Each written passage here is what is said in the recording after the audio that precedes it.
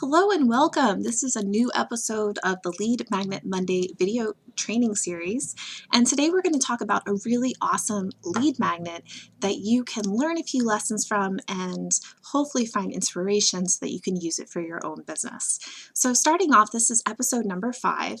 And if you're new to this video series, I just want to give you a little background.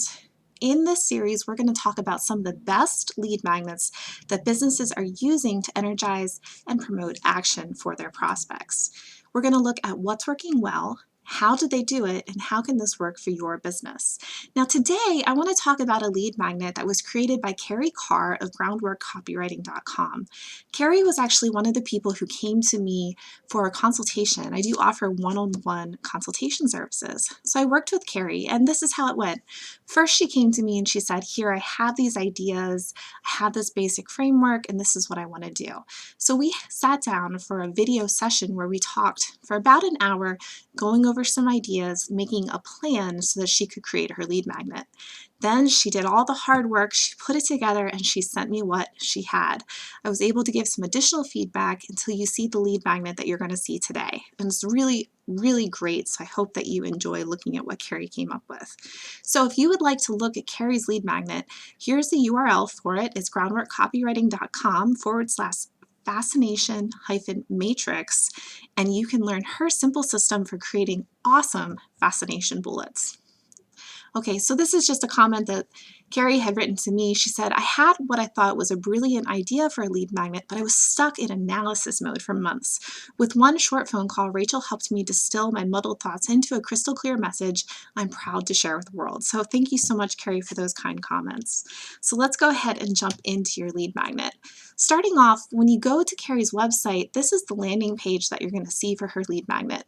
I like how simple it is. It has a really great headline for a great subhead, very simple way for the reader to opt in so that they can get the matrix. And then we have some authority over here where we have a testimonial from a copywriter who used it, and then a simple cover. So this is not a super fancy landing page, but what it is, it's very effective, to the point, and attractive and easy for the reader to use. So I really like the landing page that she put together. When you opt in, you are going to get an email from her immediately, and this is what the email looks like for now. I know that this might change. Often writers will switch up their email sequence, but for now, this is what it looks like. And I like that Carrie has a button right at the top, so as soon as you get that message, there's no wasting time. You can click that, here's your download button, and you can get the PDF download. All right, so let's look at Carrie's website for a moment. So when you go to Carrie's website, groundworkcopywriting.com, you're going to see this beautiful black, white, and yellow theme throughout. It's very clear, it's very easy to follow. And then up at the top, she has a place where you can go to her landing page and opt in right away. So I really like that Carrie carried her branding for her main website over into the lead magnet. It looks like they go together with the colors, the fonts, the way that the whole thing is set up. It really matches her branding. So I think that's an important first point to make, that you want your lead magnet to match the branding on your website. And I also, while I'm on my internet browser, I would just want to point out that Carrie also has a Fascination Friday video series that she's starting, and this is where she first promoted her lead magnet.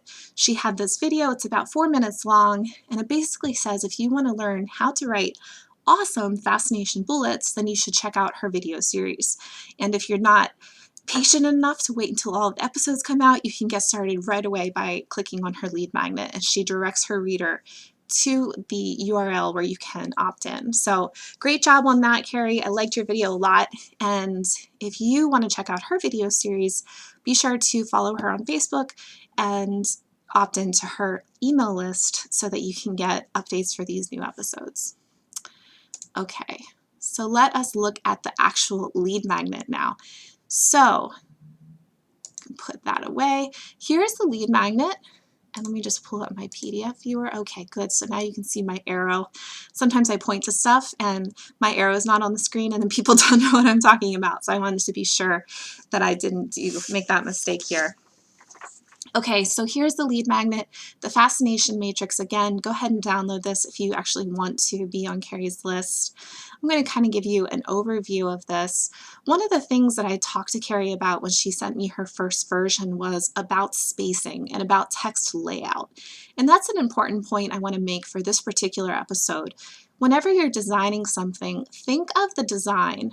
That is the header, the paragraph, the graphics in the back, the little pull-out quotes that you have. Think of it all sitting in a grid, okay? So you want things to line up and to stay within their column so that it's pleasing for your eye. So one of the things that she had done early on, and I helped her fix, and she did a great job fixing, was she didn't have her grid lined up properly. That is, she had maybe one paragraph that was this wide, and then another section of a header that was starting halfway here and going over, and it didn't really match the imaginary grid that is on her page. And she also had some issues where the border around the outside edge wasn't clear and well defined. Some of the text was going the whole way to the edge.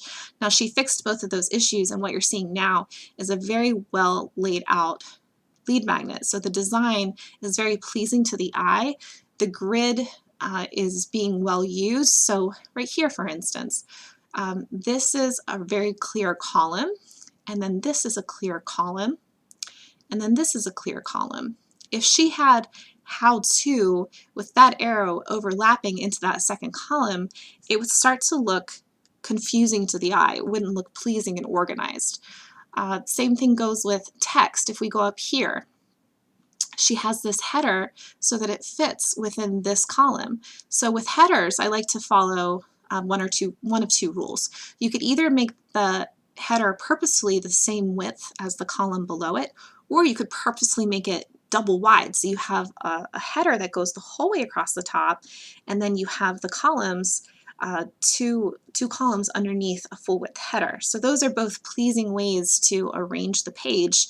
But if you have a headline with two lines, but that headline is sneaking over into the second column without fully committing to going the full length, it starts to disrupt that imaginary grid that you have in your mind as the reader, and it makes it not quite as pleasing to the eye. Another thing that she did here, which I think she did a great job, was she added some space around your entire design. You want to make sure you have a natural space, we call this white space, that is just going to provide a border for the reader. You don't actually have to put a line around your text. That actually makes it feel confined. Instead, keep it opened up so that you have a natural border, just that space, that margin around your entire paper, around your entire text, and that helps frame the information so that the reader can kind of focus in on it and not feel confined or tight. So she did a really, really nice job with that. I also really liked the font and styling that Carrie chose on this. It's very easy to read. This is an excellent font choice for people. They don't have to struggle to read it. It's not too fancy. There's a nice distinction between the header font and the paragraph font. So I really, really like that. And she also did a nice job of, making this border fairly smooth. Sometimes when you're letting your design software work, you're going to be typing along and it's going to think, oh, I can fit one last word on the very end of that line. For instance, here it might say, to make matters worse, everyone else. It might have tried to fit the else sticking out on the end of that line, and it might have fit. But the problem is then when you're looking at it as the reader, you have one line kind of hanging out all by itself, and it kind of looks like that. And what you can do when you're designing your lead magnet is you can actually suggest to the software that it make line breaks maybe where it wouldn't naturally have done it. And you do that just by hitting Shift Enter, and it pops a word over into the next line of the paragraph without starting a brand new paragraph. So that's a great way to keep the edge of the text kind of neat and smooth, as opposed to having one line where you have a word sticking out like a peninsula from the rest of the paragraph. All right, so she did a great job there.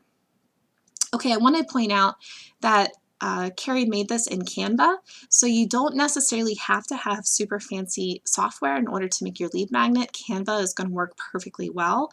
Some other design softwares that I like, you can make a lead magnet in Microsoft Word. You can make one that looks really nice. And also InDesign is an Adobe software that I personally use, which gives you the most functionality. It's professional design software. So any one of those programs, there's other ones, but those are just kind of my top 3 to get your lead magnet made. Okay, let's talk a little bit about the actual content in this, because it's not all about design, it's also, it's even more so about what you're writing about. So Carrie has this fascination matrix, which is a system so that you can create really kick-butt bullets, and she's specifically looking at course creators and how course creators can use these to promote sales.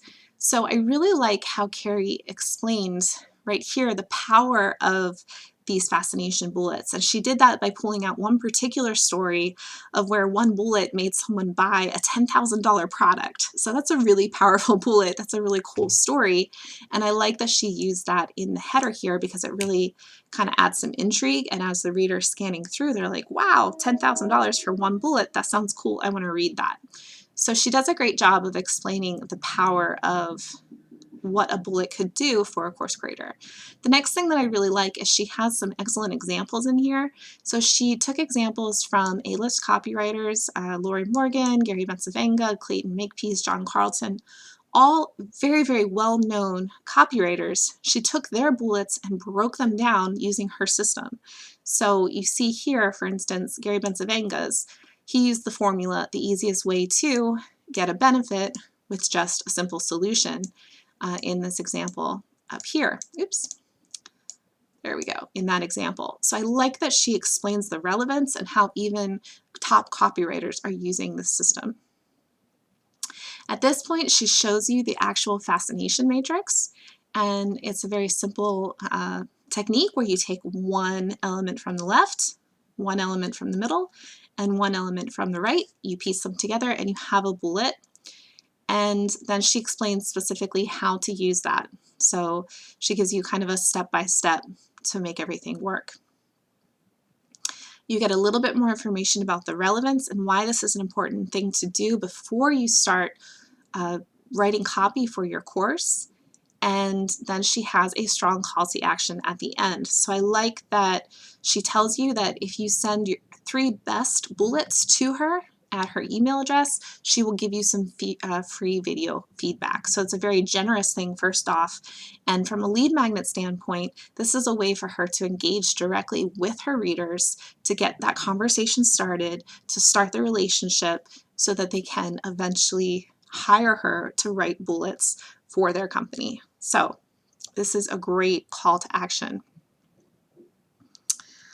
Okay, now a couple of things that I want to mention before I go back to my presentation. I do want to point out that when I first looked at this with Carrie, it wasn't quite as long as this, and she did add content since then. And I think that's really a smart thing to do. When I think of creating a lead magnet, I think of that creation process in one of 2 ways. The first thing you can do is write down everything you're thinking of. Every idea you have, the significance of every single idea. Write it all out, organize it, make it look nice, and then pick out the pieces that you want to use for your actual lead magnet. The second way that you can create a lead magnet is to just think about what you want to tell your reader. Think about those things only and just write that down. Now, which one of those 2 ways do you think I'm going to pick? I think the first way is better. And the reason I think that first way is better is because it helps you develop all of your ideas. So it lets you organize your thoughts. Sometimes you don't even know all of the reasons that you do something until you write it all down. And once you have it all written down, you can pick out those best pieces to use in your lead magnet, and then you save the rest. The rest of the content, the rest of those ideas, those can be used other places in your marketing, other places in your authority content, and then your lead magnet becomes, you know, kind of the cream of the crop. It's the best pieces. With the second way, if you just think about what you want to have in your lead magnet right from the start, and those are the only parts that you develop, then you miss out on that opportunity to have all of those kind of revelations and all of that clarity that you get from just doing a brain dump all at once. So I wanted to make that point. I think that's a really important thing. And then lastly, I wanted to kind of point out this page one more time before we go back. This is the page that has the bulk of her system, and this is also the page that I would imagine most people would want to print out or save. So personally, I printed this out and I stuck it on my wall because it's a great system. When I'm writing bullets, it's a nice reminder, kind of gets my ideas flowing a little bit and helps me get the bullets written. Now, if someone else is doing that and they looked at this, they would see groundwork copywriting at the top, but it's not super obvious that this is from her. It doesn't have any particular branding on it. It doesn't have that yellow. So one of the things I would suggest to make this even stronger is to provide a little bit more branding on this particular page, just because this is the page that's going to be saved, stuck on the wall, used and referred to over and over again. And that way the person who's doing that referring is constantly being reminded, oh, this is from Groundwork Copywriting, this is from Carrie, I can contact her here. So she might put her logo, she might put her email address, she might put some yellow on it just to kind of snazz it up a little bit with her colors. And that would just be enough to kind of make this more of a flyer than just a printout from a larger document. All right. Okay, so I'm going to bring back my presentation here, just have some closing thoughts for you. So like I mentioned, this could be improved by possibly putting some more branding on that matrix page. And there's some minor text adjustments, just really small things. There was one place where the text bled over into the yellow. That could just be bumped down with a shift enter to get it to the next line, but super minor things. Overall, this is a very, very strong lead magnet. It's definitely a great example to show you how you can create a lead magnet for your own business. Key takeaways. A practical tool can be a great way to engage with your readers so they want to continue reading your work. So Carrie's fascination matrix is a very practical thing that people can print out, stick on their wall. They're going to use it over and over again. I really like that. Second, I love that she's creating a video series. I like video series, as you can tell. I'm doing one myself, and that's a really great way to continue to share information with your prospect so that they can continue to learn and build that relationship with you. And then finally, I just want to go back to that point. When you're writing your lead magnet, write down all of your ideas, then pick out the pieces that you want to use, and then save the rest. You can use that later. All right, so I hope that you found this to be valuable information. Again, this was a Magnet Monday free video training series episode featuring Carrie Carr. And let me just go back real quick. Here is Carrie's information if you want to contact her, or if you want to check out her lead magnet for yourself, you can sign up for her list. Thank you so much for watching, and I will catch you next time.